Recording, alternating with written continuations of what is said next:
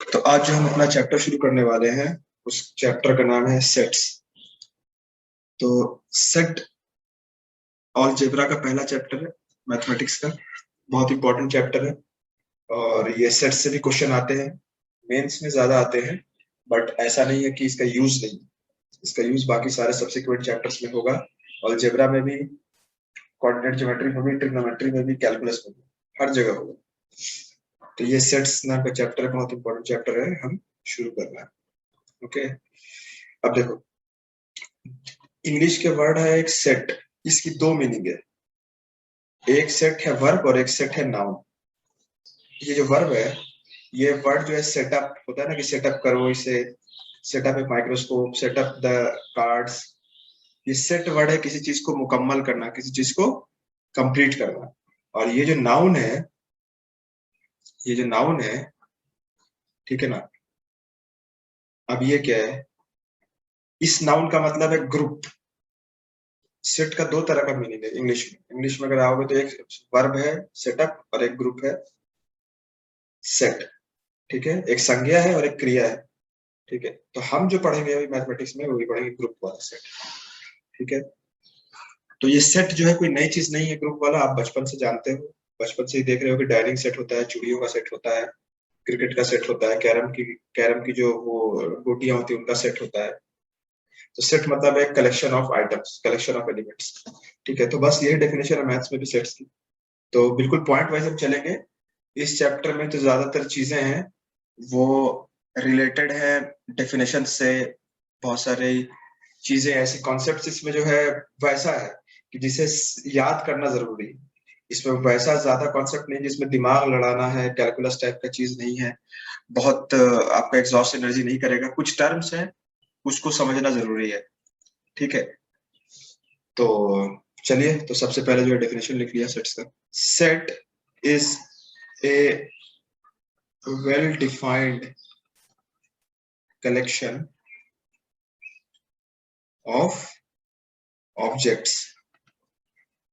इन्हीं ऑब्जेक्ट्स को एलिमेंट्स भी कहते हैं या मेंबर्स भी कहते हैं। जो ब्रैकेट में मैंने लिखा है वो ऑब्जेक्ट्स के लिए लिखा है, सेट के लिए नहीं लिखा है। ठीक है, इसमें एक वर्ड देखो बेटा है वेल डिफाइंड, और एक वर्ड है कलेक्शन। कलेक्शन मतलब तो ग्रुप हो गया, ऑब्जेक्ट्स तुम समझ लो एलिमेंट्स या मेंबर। तो जैसे कि सेट हमने देखा है कि भाई डाइनिंग का सेट, चूड़ियों का सेट, फिर लिस्ट ऑफ ग्रोसरीज, सब सारी सेट है। ठीक है, तो इसका एक एग्जाम्पल देख लेते हैं जल्दी से। इसका जो एक एग्जाम्पल है वो क्या ले सकते हो कि set of all the states in India. इसको बस दिमाग में सोचो कि सारे स्टेट्स इंडिया में अगर उसका हम एक सेट सोचे एक साथ कि कौन कौन से हैं, तो उस सेट में क्या क्या आएगा। पहले तो कितने एलिमेंट्स होंगे ये दिमाग में सोच के बताओ मुझे। स्टेट्स कितने हैं, 29 है या 28 है? अभी अभी जो है जम्मू कश्मीर को जो उन्होंने यूनियन टेरिटरी में बांट दिया है, तो वो 29 के बजाय तेलंगाना 29 स्टेट था। अब जो है टोटल इंडिया में जो है हमारे 28 स्टेट्स हैं, और 6 की जगह 8 यूनियन टेरिटरी है। ये इंपॉर्टेंट, कितनी यूनियन टेरिटरी है? 8, 8 यूटीज है। ठीक है, तो set of all states is India. इसमें मुझे ध्यान से बताओ देख के कि राजस्थान इसका एलिमेंट है कि नहीं इस सेट का? बिल्कुल है, राजस्थान जो है वो इस सेट का एलिमेंट है।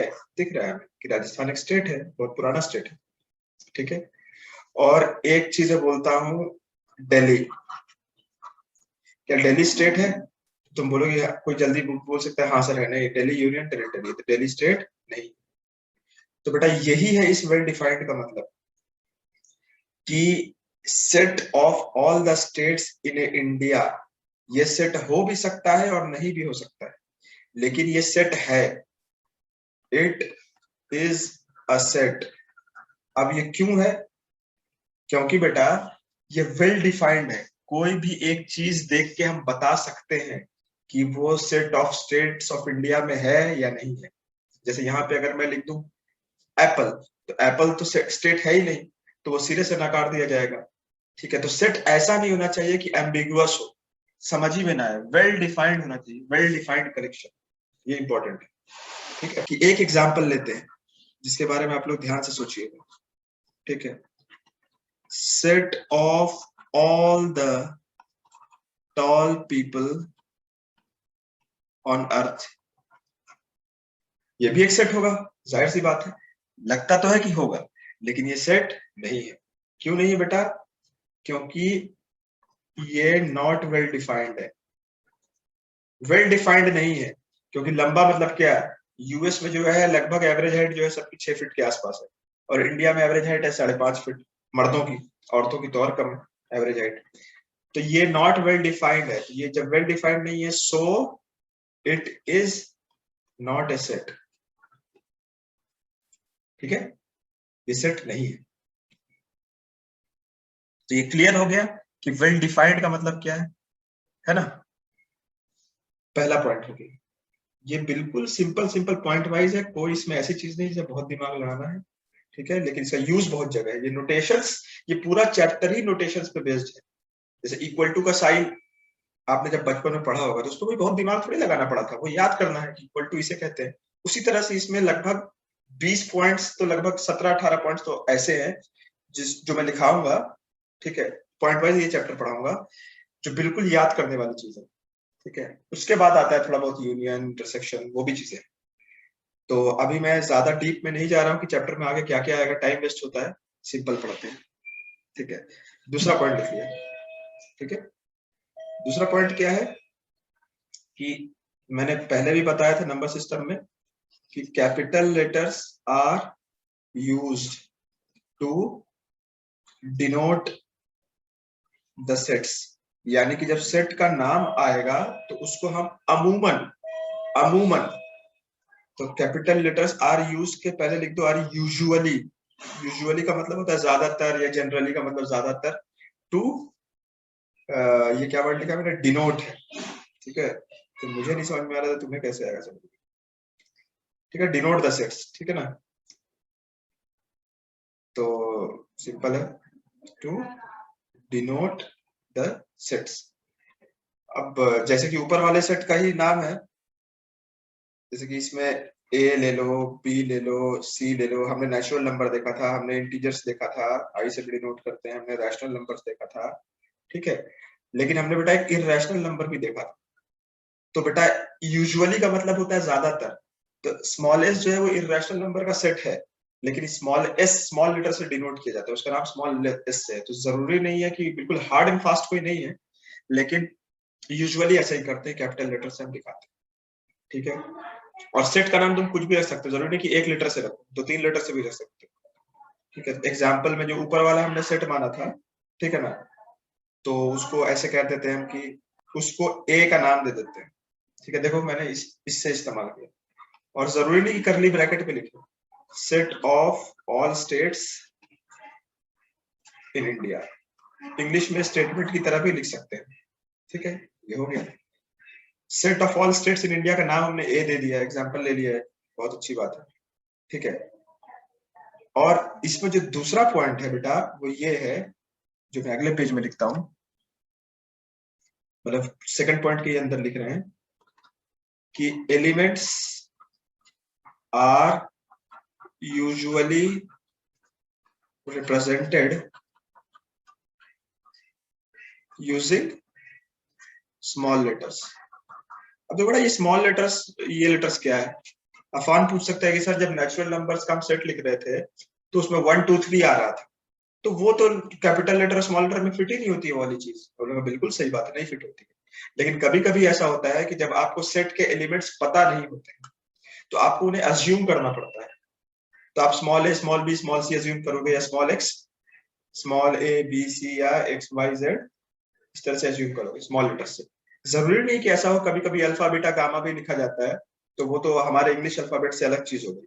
लेकिन अगर आप अल्फाबेट्स इस्तेमाल करेंगे इंग्लिश लेटर्स के, तो यूजुअली आप जो है जब उसे आपको नहीं पता होगा तो आप उसे स्मॉल लेटर से डिनोट करेंगे। जैसे let the father's age be x years, तो नॉर्मली हम स्मॉल एक्स लिखते हैं वहां पे, कैपिटल एस भी लिख दो तो गुनाह नहीं हो जाएगा। तो इसीलिए यूजुअली जो ये टर्म है ना, ये आसानी के लिए। अब देखो जो ऊपर वाला हमने सेट माना था, ठीक है, तो हम कहेंगे कि Bihar is an element of set ए, क्योंकि हमने जो है सेट ए को क्या माना था, set of all states in India, उसका नामकरण कर दिया था बस, और कुछ नहीं किया। ठीक है, बात समझ में आई? अब देखो ध्यान से थर्ड पॉइंट। देखो बेटा, एक चीज तुम अभी तक समझ गए होगे कि वेल डिफाइंड का मतलब होता है कि Bihar is an element of set A, ठीक है, Delhi is not an element of set A. Set ए क्या है? Set of all the states in India. ठीक है, तो सर इतना लंबा लिखने में मजा नहीं आता, इसको छोटा लिखो। मैथमेटिक्स में हम छोटा लिखते हैं। इक्वल टू की जगह जैसे हम दो ठो डंडा इस्तेमाल करते हैं, तो is an element of set, इसके जगह हम एक साइन इस्तेमाल करना चाहते हैं। समझ रहे हो ना बात को? ये पूरे को हम एक नोटेशन से कन्वर्ट कर देंगे, जिसका मतलब होता है is an element of, is an element of, is an element of. या ये बिहार जो है, इसके बारे में तुम ये भी कह सकते थे, ध्यान से अगर तुम देखो, कि Bihar belongs to set A. देखो बेटा, बचपन में हमने पढ़ा था कि दिस इज माई पेन, ठीक है, ये इंग्लिश चल रही है, ठीक है ना। इसको बोलने का एक और तरीका था बेटा कि this pen belongs to me, तो ये पेन मेरे को बिलोंग करती है, तो बिहार बिलोंग्स टू सेट ए।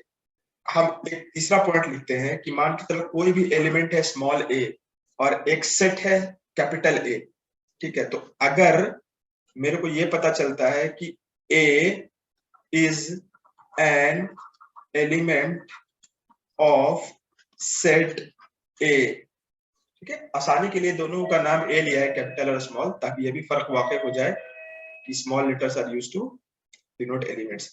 तो इसको मैं एक और तरीके से कह सकता हूं कि ए बिलोंग्स टू सेट ए। लेकिन बेटा ये इंग्लिश में इतना लंबा लंबा स्टेटमेंट मैथमेटिक्स में नहीं लिखा जाता, ये हमें बचपन से मालूम। इसको हम शॉर्ट करेंगे, तो इसको दो तरीके से बताया जा सकता है। पहला तरीका कि ए एक एरो बनाई जिसका हेड जो है सेट की तरफ दिया, याद रखो यहाँ पे सेट का नाम है, ठीक है, और यहाँ पे एलिमेंट का नाम है, ये एलिमेंट है, ठीक है। या तो दूसरे तरीके से हम इसको ऐसे दिखा सकते हैं कि A belongs to set A. यू था, इसको कस के थप्पड़ मारा, ये गिर गया और बीच में इसके पेट काट दिया, ठीक है। ये जो चीज है बेटा, इसे कहते हैं हम एप्सिलॉन, ये ग्रीक लेटर है, ठीक है। ये जो साइन है ना, इसको याद रखना है। इसको पढ़ा जाता है बिलोंग्स टू, जब भी ये लिखा जाएगा तो बिलोंग्स टू पढ़ा जाएगा। जैसे इसको पढ़ते हो इक्वल टू, वैसे इसको पढ़ना है बिलोंग्स टू। ये तो बात बिल्कुल पानी की तरह क्लियर है। दूसरी चीज, इसे जो इंग्लिश में जो ग्रीक लेटर है, ये है एप्सिलॉन, ठीक है ना, तो ये याद रखना है। आपको ये ना बोल दे कि सर ये सेट ए तो इंडिया का स्टेट है ऊपर। अब ये तीसरा पॉइंट है, सब कुछ बदल गया, ठीक है। ये सेट ए कोई भी सेट है, इसका दूसरे पॉइंट से कोई मतलब नहीं है। कई बार ऐसे लोग मिले जिंदगी में, सर ये सेट ए को तो आपने माना था कि ये set of states of India है, सर यहाँ पे आप ये क्या लिख रहे हो, ए इज एन एलिमेंट ऑफ ए। ए तो नहीं आता है एलिमेंट, ए तो अल्फाबेट है, ये तो ना बिहार है ना यूपी है, तो स्टेट का तो नाम ही नहीं है कोई ये। तो बेटा वो कहानी अलग थी, ये कहानी अलग है। ऐसे तो 9th क्लास में और 10th क्लास में फादर से को एक्स मान के बैठे हुए हो, तो अभी तक जहां जहां एक्स आता है फादर की एस थोड़ी मानते हो, ठीक है ना। तो कोई गड़बड़ ना कर दे, मिलाए नहीं पॉइंट को, सारे पॉइंट एक दूसरे से अलग है। अब मान के चलो किसी ने ये दे दिया तुमको कि B is not an element of A, या B does not belong to A, ठीक है। इसको दिखाने का क्या तरीका होगा? Simple, B does not belong to set A, पहला पॉइंट। दूसरा, इसी को एक और तरीके से लिखा जाता है कि बी बिलोंग्स टू ए लिखो और इस तरह से काट दो, जैसे इक्वल टू को काटते हो ना, उसी तरह से इसको भी काट दो, तो डज नॉट इक्वल टू होता है वहां पे, यहाँ पे does not belong to. Example, let P be the set of all the natural numbers। देखो ऑल द लिखने की जरूरत नहीं है, सेट ऑफ नेचुरल नंबर्स भी लिखता तो ऑल ही आएगा उसमें, ठीक है ना। तो बेटा कोई ये अभी कह के नाम मर जाएगा सर ये कैपिटल एन पढ़ा था, पी क्या लिख रहे हो भाई, सेट का नाम चेंज हो सकता है, ठीक है ना। मेरा नाम नूरुज़्ज़मा है, घर में मेरा नाम कुछ और है, लेकिन मैं वही हूं ना, तो नाम बदल सकता है, ठीक है। ऐसा कोई जिद नहीं है कि कैपिटल एन ही से डिनोट होगा नेचुरल नंबर्स, पी से भी हो सकता है, एक्स से भी हो सकता है, किसी से भी हो सकता है, ठीक है। वो हमारे क्वेश्चन पर डिपेंड करेगा, क्वेश्चन में शुरुआत कहाँ से किया चाचा, ठीक है। तो बेटा P में जाहिर सी बात है P किसके बराबर हो जाएगा, नेचुरल नंबर्स के बराबर हो जाएगा, ठीक है। और ये 1 2 3 जो बचपन में पढ़ा था, dot dot dot infinite elements इसमें आएंगे, डिस्क्रीट सेट है, कंटीन्यूअस सेट नहीं। अब देखते हैं 5 कैसा नंबर है, नेचुरल नंबर है। अगर नेचुरल नंबर है तो 5 बिलोंग्स टू P या 5 बिलोंग्स टू P, दोनों बातें एक ही चीज रिप्रेजेंट कर रही है। 5.2 के बारे में क्या कहना है, तो ये वाली बात समझ में आ गई, बहुत सिंपल। ये जो आपने सेट इस तरह से लिखा है कर्ली ब्रैकेट में, क्या हमेशा इसी तरह से लिखते हैं, क्या कोई और तरीका नहीं है जिससे हम सेट को बता सके। सर जैसे अभी आपने ऊपर बताया था कि P is the set of all natural numbers, तो सर ये आपने तो बता दिया स्टेटमेंट में। हाँ बेटा, सेट को 3 तरीके से बताया जा सकता है। एक तो आप पूरा इंग्लिश में लिख दे, जैसे इंग्लिश में लिखा जाता है कि let P be the set of all the natural number, जैसे अभी ऊपर लिखा है। उसको फिर मैंने क्या किया, उसको फिर मैंने जो है कर्ली ब्रैकेट के अंदर लिस्ट डाउन किया, ठीक है। एक और तरीका है जो सेट को रिप्रेजेंट करता है, उसे कहते हैं प्रॉपर्टी मेथड। तो अब जो है हम मैथमेटिक्स में 2 तरह से सेट को रिप्रेजेंट किया जाता है, एक ही सेट को 2 तरह से लिखा जा सकता है। तो अगला जो हमारा टॉपिक है वो है रिप्रेजेंटेशन ऑफ सेट्स, ठीक है, जो हम कर चुके हैं नॉर्मली, एक उसमें से तो कर ही चुके हैं, ठीक है।